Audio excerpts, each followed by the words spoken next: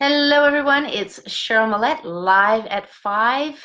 If you've been on here before, you absolutely can see it's a different scenery.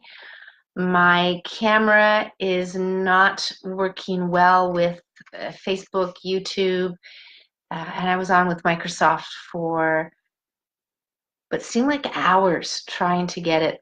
There was an upgrade to my computer with Microsoft Windows, and since then the camera's not working. And it looks like the brightness of the last video, or that brightness, was actually something that people do have an issue when there's some new updates, and then they get this brightness. Anyway, this is a laptop camera, and I'm not going to say it's the best new camera. I don't even know if it's HD or not.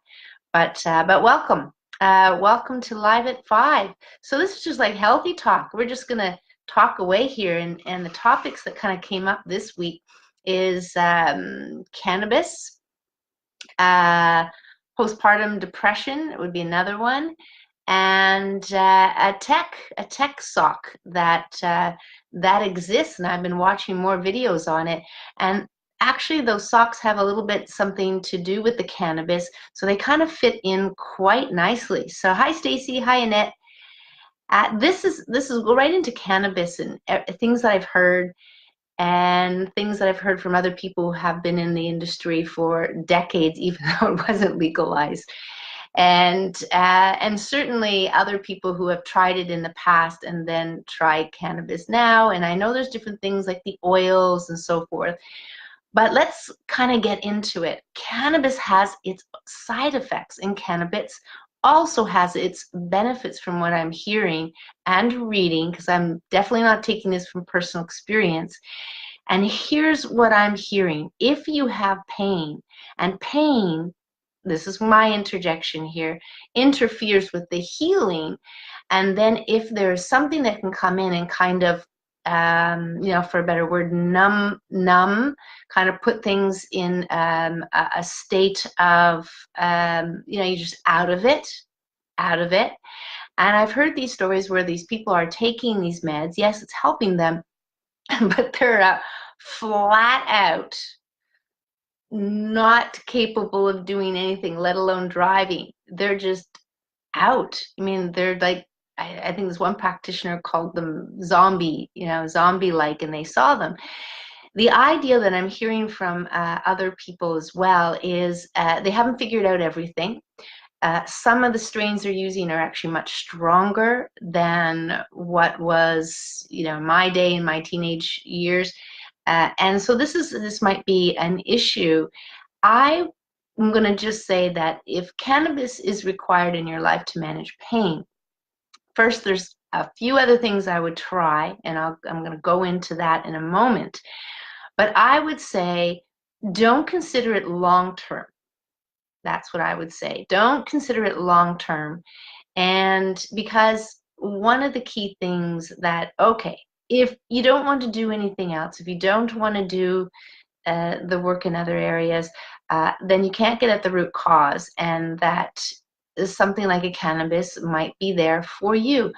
And I think I've mentioned this before in Live in 5 months ago, is when I sat in with a group of medical scientists, and they said to me they absolutely don't want to see cannabis on the market, that they're trying to raise money. I just so happened to know somebody who knew somebody, and went down to the university room and sat in on this presentation. And what they described in their presentation was not good. And what they described, and they showed these, how can I say it? I'm not sure if charts or markers with testing, that it actually acts like lithium. Now, lithium was used for many years to kind of just subdue people, and that was used, and I think still is here. And what they were really concerned about is that children, but even teenagers and even young adults up to the age of 24, there's still neurodevelopment going on in the brain. And so their concern was all the research that was being done for children, autistic children, and maybe I think there was other scenarios too as well, maybe epilepsy, and maybe they were going to be doing research to use it on them. And so they were extremely concerned. So they had come up with another thing that was actually going to be like the cannabis, but not act like lithium in the brain, which was going to be a really good thing. Now, I didn't get any more details than that, other than my questions to them was, how was it going to be marketed? And they said it would be a nutritional supplement. And I don't know today, because that was a few years ago or a couple of years ago, whether or not they raised the funds to do this. But the pharmaceutical company didn't want to take it on because it was not going to generate the same amount of money as the drugs, which all have serious side effects. So cannabis is a drug. So you're going to get side effects no matter what. I would look at it in this way. We all have brains, and we absolutely understand that we are this, well, maybe some of you don't, but this is how I'll describe it. One big cell regeneration machine. So we're turning over cells. They say that our whole body is regenerated in 7 years.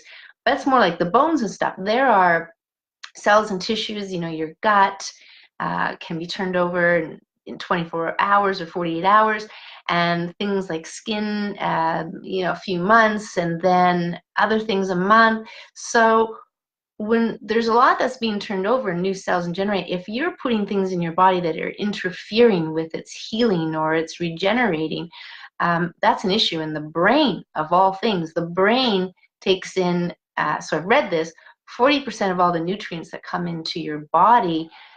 Oxygen would be a big thing, and water would be a big thing, and that's 40%, and it only weighs a few pounds. So maybe some of you have heavier brains, but relatively speaking, for our whole body, the brain is an important piece of our physical body. And I'm going to get into this with the postpartum depression as well. But first, when I mentioned that I was going to kind of give some other tools here that can be used, and maybe they can be used alongside the cannabis. I mean, if that's your chosen route, everybody has their choice, right? And that's fine. Hey, Annette. Hey, hi, Graham. Hi, Kira. So here's what I'm going to talk to about this tech. So there's a technology. They call it tech. And here I'm first going to describe very simply that if somebody said to you, you had an eyelash in your eye, and you say, well, it's so small, can you still feel it? Absolutely. When you have an eyelash in your eye, it's like you've got a piece of wood in there or something, and it's much bigger than what you think, and it could be like this speck of dust, but it bugs you. Even a little sliver, right? So you have a little sliver somewhere in your body, a little thing, and for me, I've got cactuses, but just these things can be so irritating. You can feel them, and it's almost like that story that talks about the princess who sleeps on many, many, many, many mattresses, and she can still feel that pee at the bottom. So our body's very, very sensitive, and that's where I'll start with these sock technology, where they have embedded. Now this is proprietary, so all I can say is they embedded a pattern or something into a sock. It used to be an insole, but socks are much easier. And then in the summer, well, you had luck, because sandals, insoles, probably not. Socks probably won't wear, but you will if it really helps. This technology, what it shows up on a screen, that was very important for me to kind of see how the body's working with it. People were saying they feel better, they have better balance, which that has to do with the brain. So just having this pattern built into the sock is actually driving up to the brain through the nervous system. We think of reflexology, the body's in there. I do iridology, the body's in there, and it's sending the signals from the body into the eye to give me a picture of what's going on, inflammation and so forth. So this technology is sending something up to the brain, and on the scan, with the brain scan, with no socks on, there's reds and oranges and greens, that kind of thing, and blues and yellows, it's very colorful in the brain scan. Put these socks on, And then what happens in the brain, what it's showing on the brain, is green. And that's a harmony. So how these people were actually, and there's people that were MS and they were walking better, cerebral palsy, and they were now able to get up out of the chair without actually using a cane. So I kind of witnessed those things, but I really wanted to ask, how are these socks working? What is this? And so over the last year or so, I was able to see these computer images of brains and I better understand what it's doing. So if your brain is put into a state of harmony, the healing can happen. There's better communication. Of course, the pain is being dealt with at a certain level. Again, I'm not saying it gets to the root cause though, but if it can help with healing because your body wasn't able to help with the healing before, that's a good thing.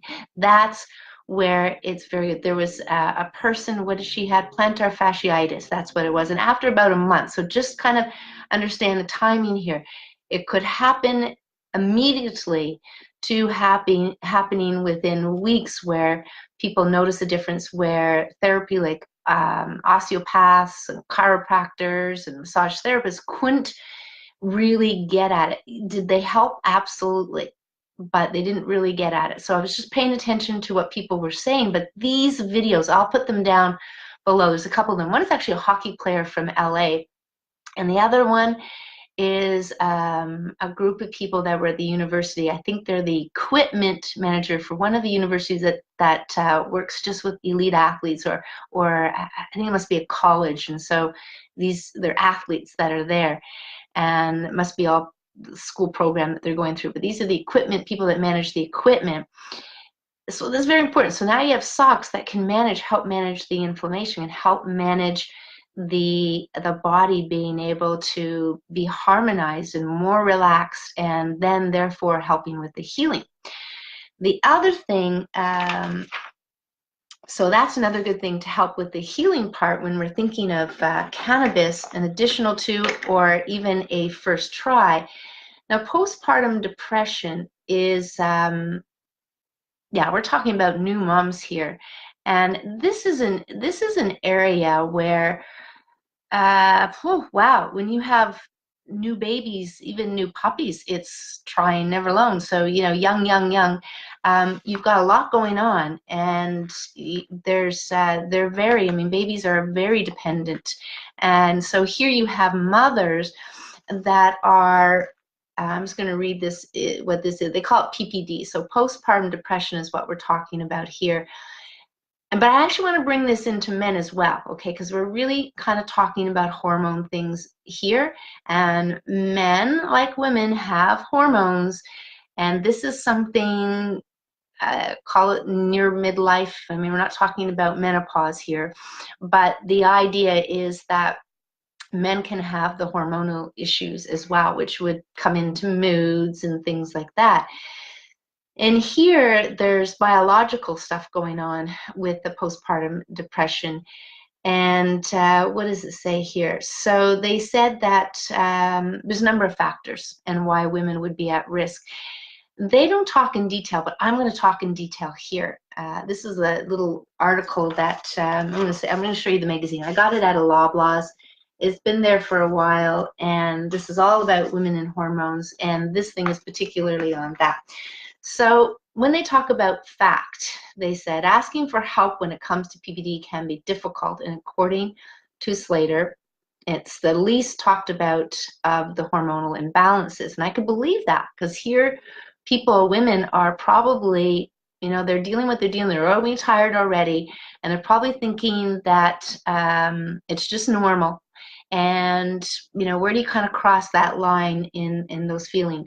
And this is to do with the stigma and mental illness and stuff too as well, and fears around that. Here they say reducing naturally, and of course getting support and talking about is going to be important there. But the very first thing that they have on the list to get support is omega-3 fatty acids. So that's my specialty. And I'm going to tell you a little story. And here they say, other than foods, this is the only one. The other one is behavior, acupuncture, peer behavioral therapy, like, talk about it and stuff like that. But they brought in the omega-3. And because I was reading that article, and when they brought it in, I said, okay, I'm going to tell you a story. I had a mother come in, and she had postpartum depression. She had been diagnosed. She was on some medication. And she came in, and we were talking about nutrition, yes. And then she told me about that. And I said, are you on any omega supplements? And she goes, no. Nope, they didn't recommend anything like that. They thought maybe, eat better and stuff like that. I said, okay, are you willing to play with me here? I'd love to give you something. You hold it under the tongue. It is an omega, and it'll absorb under the tongue, and you just hold it there. And I'm going to talk to you about a couple of other things, and you just hold it there for a couple of minutes. Within 10 minutes, probably 5, her face was brighter. And I just let her sit with that, and she could swallow it. And then she just said, it's like it's gone. The fog is lifted from my brain. And hello, Emilio. Hi, Abigail. And Eleanor and Jennifer. So here's the thing. I'm going to kind of give you this now in the background. No matter where you see omega-3, I'm only going to talk about the brain function here. And a lot of people talk about foggy brain, not clear-headed, and this all kinds of comes. For women who have had babies, this is the deal. So when they are going through, Shadow, no barking, when they are going through having a baby, or even in their years, now that women have their babies later, they actually use up the omegas, like nourishing the baby when the baby's in the womb. So they're giving up their omega, and when it comes time to have the baby and they have the baby, their storages may be extremely low. And so what happens is they're supposed to store the essential fatty acids for the mom nursing, and when they're young, they would make more conversions and they'll store it into their adipose tissue. So girls, women, females have actually more storage of adipose tissues, which store the fat, and then it's supposed to be used to give to the baby. Now, if the mother didn't store or hadn't been consuming enough of it, with all these processed fats that come in a diet, and so many of people being raised on margarines, they may not have it to actually use. So giving, having a little, creating a little baby, and then actually nursing and giving as much as the baby is it's going to take. And if you have nothing left over, this is where the postpartum depression comes in. This is one of the key things. This is why the only nutrient that they wrote in this article was omega-3. Very instrumental in the brain. The brain is highly dependent on fat. All the nerves are dependent upon fat, and they go through your whole body with the communication.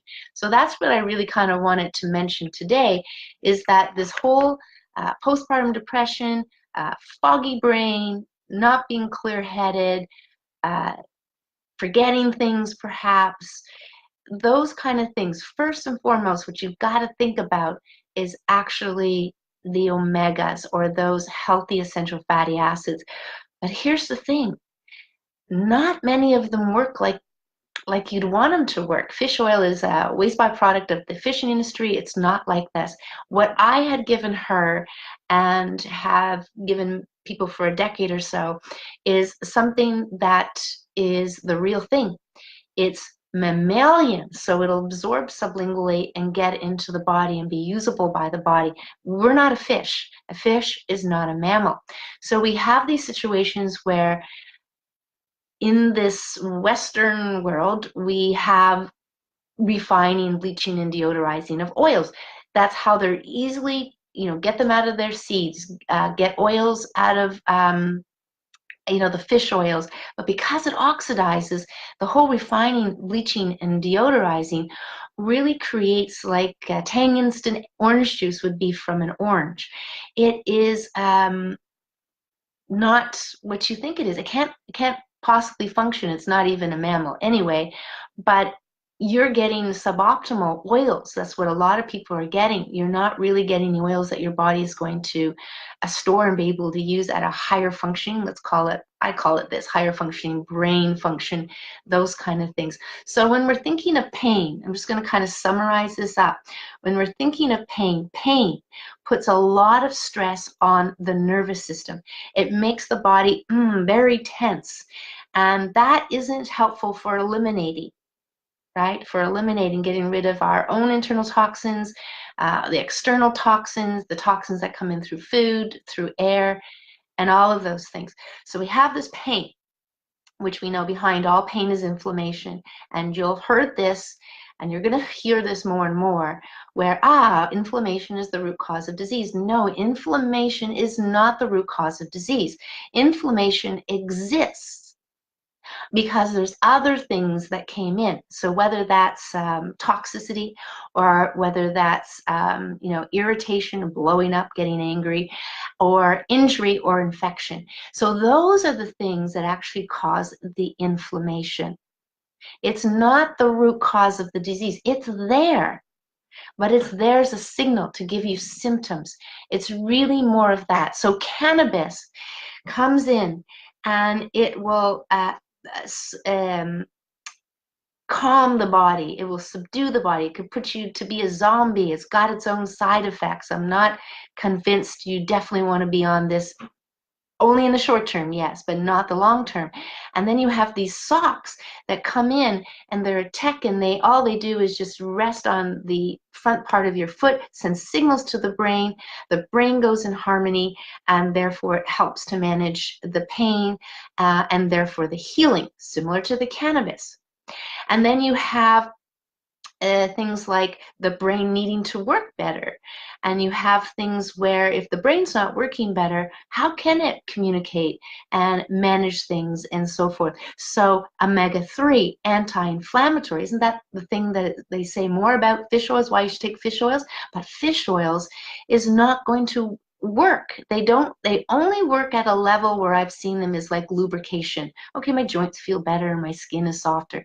So these three things are what I wanted to talk about today, and they kind of all tie in. And there you go. I'm going to take a breath now. I just want to see if anybody has any questions on any of those things that we just talked about here. And I know there's always hellos and all those kind of things, but the idea was to talk about things that are current, things that kind of come into my awareness over the week, from week to week, live to 5. But I do encourage you to ask questions if you have any questions. And in fact, for most of you, you might be settling in with the information, like, when I was talking about the root, the root canal, and you can see every root canal has an infection. So infection causes inflammation, and this is where the heart stuff come in, and they talk about that. But go watch the past videos. So in a lot of ways, what I will do here is I will put, if you're just coming on, encourage you to play over the video, because I'm going to wrap it up here around inflammation, pain, healing, cannabis, sock technology, which I will put the videos down below, and even the omegas there as well. So thank you everybody for coming on. Hello Jen and Mark and Kim and Cheryl. Any questions, please put them down. If a question comes after the fact, put it down, at some point during the week. I get the messages. And if there's any particular topic, any particular question that you have, I encourage you to put it down.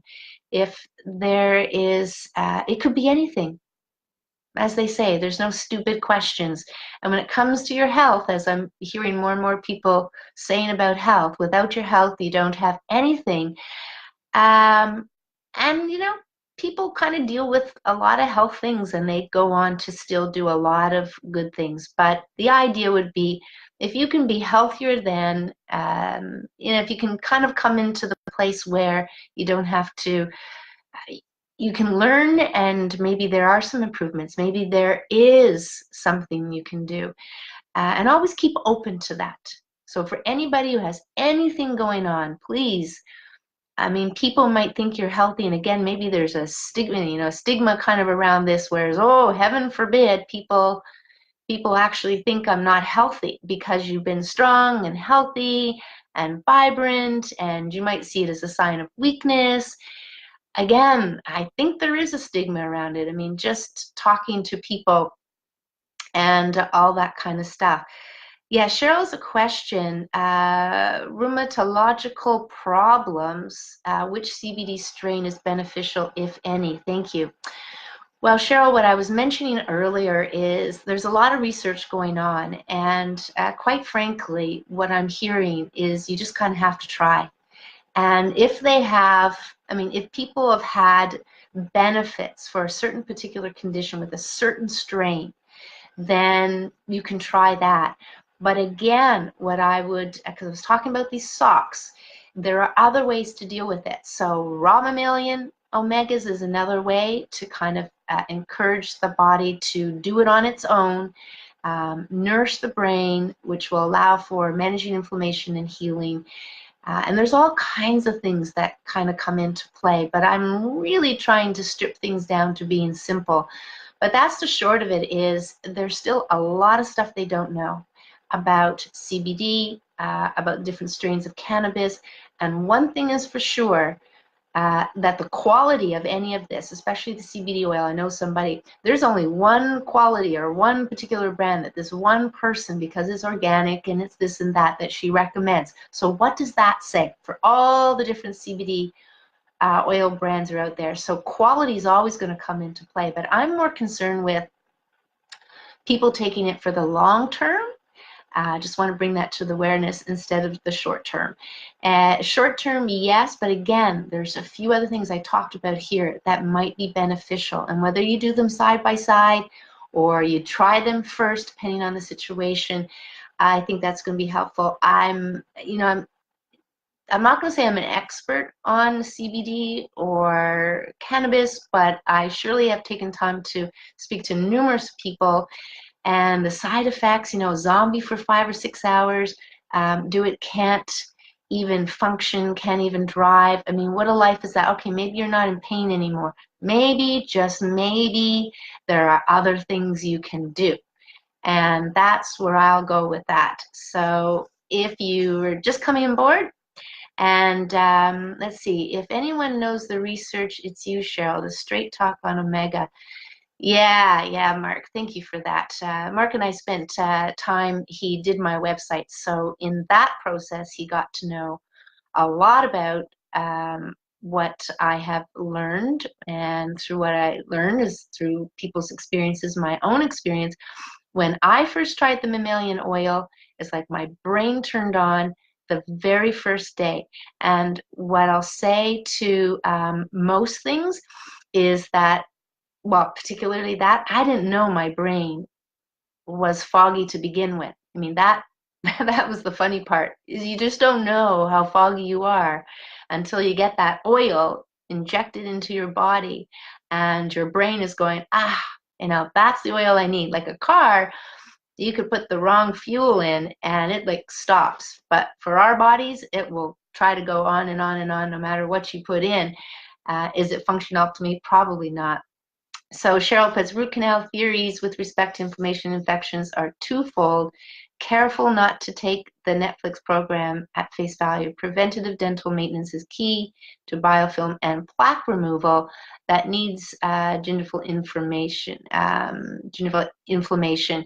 Yes, when we think of programs, when we think of any information, to discern the information, I have to say, people have numerously had asked me, what do you think of this book?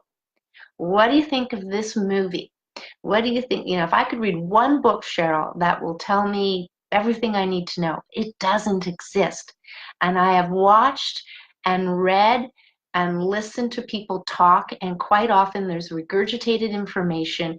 And as much as regurgitation can be helpful, it can also just make everybody believe that that's it, the magic bullet, or it's black and white.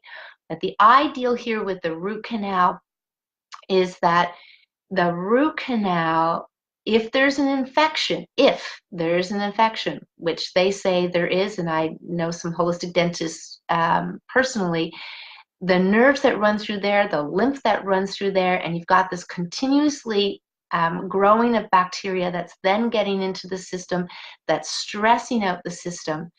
I mean, I now kind of share with people that I haven't been to the dentist in 8 years, no cleaning. And part of the reason why I didn't say to anybody about this, because it's not about the research, it's about straight hand up personal experience with it, and I could read everything that I want, but unless there's an experience or personal experience, how are we going to know?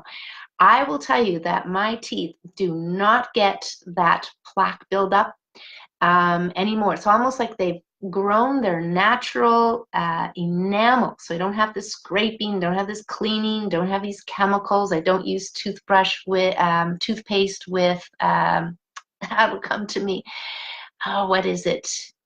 But it's a certain ingredient that's supposed to coat your teeth. You see, and many times we think that protection, call this for children too, protection is a great thing. But when you protect things the way they do, you take away the body's natural ability to heal itself, to protect itself. And this was something I wanted to prove to myself first. And my teeth are smoother, they seem harder, and yeah, I'm perfectly fine with my choice there. Now, if I had any other issues, if something were coming up, yeah, absolutely, that's what the dentist is for. So if something were to come up, I'm not going to be, I'll call it stupid, but I'm not going to be that. I'm going to seek help if I feel that there's something there. But flossing once a day, brushing once a day, brushing 2 days, so many things. And it's one of the key things for me is actually dental health that I've studied a lot on. Yeah, it's probably of the whole body, and digestive, of course, and nervous system. So those 3. So I'll post some links down below. Oh, I'll say this about dental, and it's probably one of the things that helped me immensely and gave me the confidence to do it, was actually the seal oil. So the raw seal oil, after I hold it under my tongue, I swish it around in my mouth and I just leave it there. And whatever kind of, swallows after that, that's fine. And the reason why, well, it's antimicrobials, anti-inflammatory. The thing with I guess the proof or the experience or the people that shared with me, it's part of the instructions I'll give to people. One guy, I think he was in his 70s at the time, early 70s, and he came back to, I just give that as instructions, hold it under your tongue, 2 minutes, 5 minutes, swish it around the mouth, just leave it there, swallow as you need. And he came back and said, out of his whole life, he had, and this is only being on the oil for, I don't know, 4 or 6 months, something like that, a short period of time, he had a 10 on his dental checkup, a 10. That just doesn't happen when the only thing that you change is that, at that.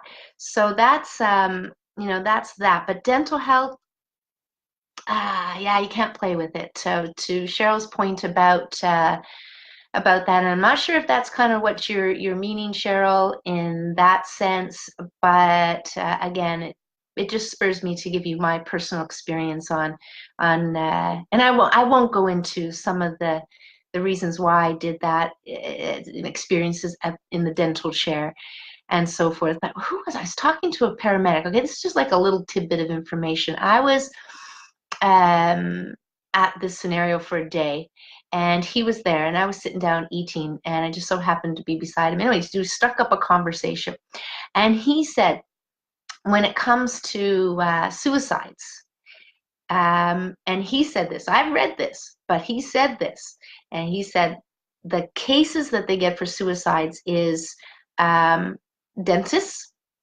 and the most, and the other one is lawyers. So dentists and lawyers. Now, I had not heard the lawyer one, but I'd heard of the dental one, and then we had a conversation about root canals and stuff like that. He wasn't aware of that. But yeah, you do not, the key thing, Cheryl, which I'm going to mention, which I mentioned in the other one, the whole thing around the root canal is when they drill down. You can see videos on this. To do a root canal, they drill right down in the center of the tooth. They leave the tooth there. They suck out the nerves, but you know the tooth is live. And it is the only thing that dead tissue, be it a tooth, is live, that's left in the body. So when I asked the paramedic about this first, before I got into the next thing, he says, no, why would you, this necrosis happens, right? Dead tissue kind of is, is kind of feeding in bacteria and stuff as it kind of grows. It's not a good thing to leave dead tissue in. So that was kind of my confirmation, and just validating that a little bit. But I encourage everybody here to go on, look up for yourself. But again, can you discern? Do you have enough information to kind of understand where they're going with it? And quite often people can't talk through a whole hour and talk about even one little thing and cover everything. So I caution you that quite often reading between the lines is something I have to do, and bring in the information and knowledge that way. So great question. Thank you, Cheryl. And any other comments? I mean, Cheryl, if you have any other comments, please put it in. But the idea is bacteria, their symptoms. So if you have overgrowing bacteria, gingivitis, those kind of things, they're signs that I would say we could look at to further explore what's going on. Can even come from the gut that way too as well. Anyway, that's all for today. So if you didn't get a chance and you came on a little bit later, then I suggest you go back, because talk tying all in, the cannabis, the pain, the healing, the socks, the tech socks, the brain, the omegas, depression, hormonal, all of that stuff. And then we kind of got into dental again. Thank you, everyone, for coming on board live at 5. Again, any questions? I'm just kind of looking here. I'm on my laptop here, and because there's so many people, I guess I've got to scroll up. But I think any questions actually come down at the bottom, if there are any. So that's what I'm going to suggest. So good to see you, Bob, Gordon, Ivan. Thanks for coming on board. I appreciate anyone here. Any comments, any questions? And if you enjoy this information, makes sense, it helps somebody else then freely share it. That's what this Live at 5 is all about, is just making health simply. And we got to kind of think about things as simply, because health is a business, is an industry. It doesn't mean it's bad. It just means it's an industry. So people are tuned into different things, and they're just having to market their products and services and so forth. So if you're guided to do things, do it. If it helps, that's great. That's kind of where you want to get to. But I'm here. I'm here for you, for your questions and everything else. So I'm going to say goodbye, everyone, and have a great week. And hopefully we'll see you next week at Live at 5. I encourage you to post questions and comments. Anything like that is welcomed. Best of health, and we'll see you next Monday. Bye.